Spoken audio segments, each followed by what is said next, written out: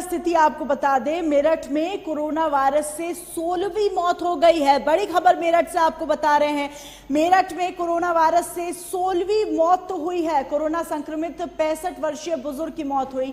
ईश्वरपुरी की फूल मंडी का रहने वाला था बुजुर्ग, मेरठ मेडिकल कॉलेज में भर्ती था संक्रमित। मेरठ में कोरोना से अब तक 274 मरीज संक्रमित हो चुके हैं। कोरोना के 76 मरीज ठीक हुए हैं, 16 की मौत हो गई है। मेरठ की स्थिति पर संज्ञान लेते हुए मुख्यमंत्री योगी आदित्यनाथ ने मेरठ पर खास ध्यान देने की बात अधिकारियों से की थी और दिशा निर्देश दिए थे कि आगरा, मेरठ और कानपुर में खास तौर पर अलर्ट पर रहे प्रशासन। लॉकडाउन पर कोई भी ढील इन जिलों में देने की इजाजत नहीं थी। मुख्यमंत्री ने साफ निर्देश दिए थे। जिला प्रशासन इन 3 जिलों में बेहद सतर्क रहे और मेरठ की स्थिति क्या है ये लगातार आपको बता रहे हैं। ईश्वरपुरी की फूल मंडी का रहने वाला एक बुजुर्ग, 65 वर्षीय बुजुर्ग की मेरठ मेडिकल कॉलेज में जान चली गई।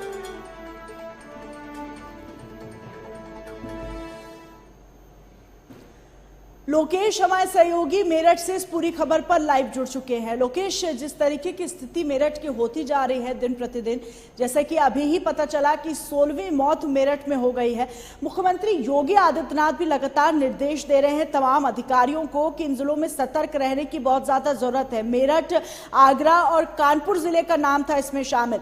मेरठ से क्या कुछ अपडेट है लोकेश, जानना चाहेंगे आपसे। पहले तो मैं मेरठ से आपको एक अच्छी खबर देता हूँ, क्योंकि यहाँ पर एक 85 साल की जो वृद्ध महिला है वो कोरोना से जंग जीत गई है और अपने घर हो गई है। जब अपने वो मोहल्ले में गई तो लोगों ने उनका ताली बजाकर स्वागत भी किया। लेकिन बुरी खबर की अगर मैं बात करूँ तो बुरी खबर यही है कि अब मेरठ में 16वीं मौत कोरोना से हो गई है। ये जो देवेंद्र जिनकी मौत हुई है, ये ईश्वरपुरी के फूल मंडी निवासी थे। 9 दिन पहले 9 तारीख को इनको भर्ती कराया गया था मेडिकल में और 11 तारीख को इनकी जो रिपोर्ट है वो पॉजिटिव आई थी।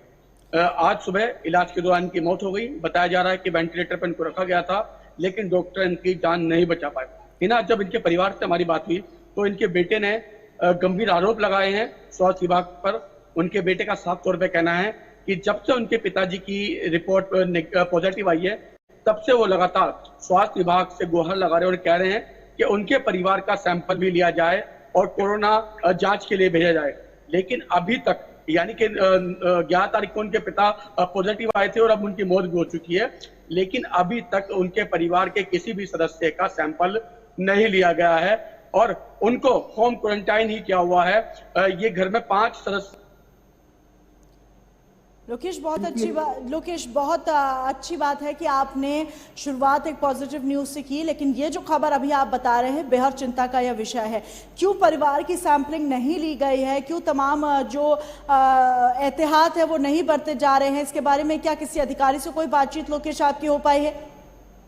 लगातार फोन मिलाने की कोशिश की जा रही है, अधिकारियों से बात की जा रही है, लेकिन कोई अधिकारी ना तो फोन उठाने को तैयार है, कोई अधिकारी बात करने के लिए तैयार है। मैं इससे पहले जो अभी परसों मौत हुई है, जो कल पॉजिटिव आए हैं, मैं उनकी भी बात आपको बता देता हूँ।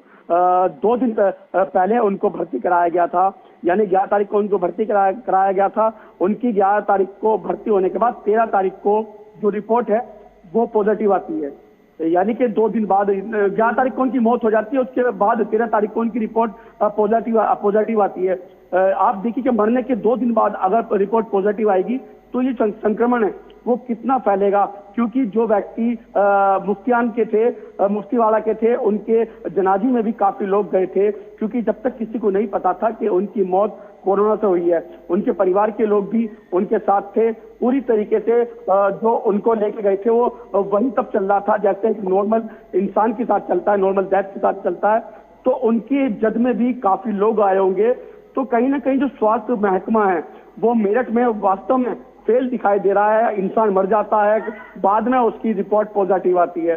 तो कहीं ना लेकिन कहीं ये जो बहुत बड़ी संक्रमण बात है लोकेश, जिस तरीके से तमाम बार मुख्यमंत्री की तरफ से ये निर्देश दिए जा रहे हैं, कड़े निर्देश, कि मेरठ में अधिकारियों को सचेत रहने की, बल्कि ज्यादा सचेत रहने की जरूरत है, क्योंकि मेरठ में दिन प्रतिदिन स्थिति जो है वो बिगड़ती चली जा रही है। अब इस पूरे मामले में आगे क्या कुछ बदलाव किए जाएंगे, क्योंकि तमाम जो चीजें हैं वो ध्यान रखने की जरूरत है। लॉकडाउन के अब चौथे चरण में हम प्रवेश करने वाले हैं और मेरठ के लिए खास तौर पर मुख्यमंत्री की तरफ से आदेश दिए गए हैं कि सख्त रहे कानून। मेरठ में पुलिस विभाग को भी सख्त रहने को कहा गया है, लॉकडाउन के नियम का सख्ती से पालन कराने को कहा गया है और साफ तौर पर कहा गया है कि मेरठ जिले को इससे छूट नहीं मिलेगी।